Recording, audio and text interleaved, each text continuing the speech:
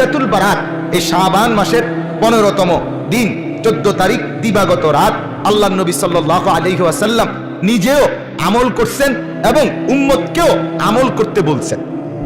এবং আল্লাহর নবী অসংখ্য মানুষকে গুনাহ মাফ করবে এই রাতে, এই ঘোষণা আল্লাহর নবী সাল্লাল্লাহু আলাইহি ওয়াসাল্লাম পেশ করেছেন।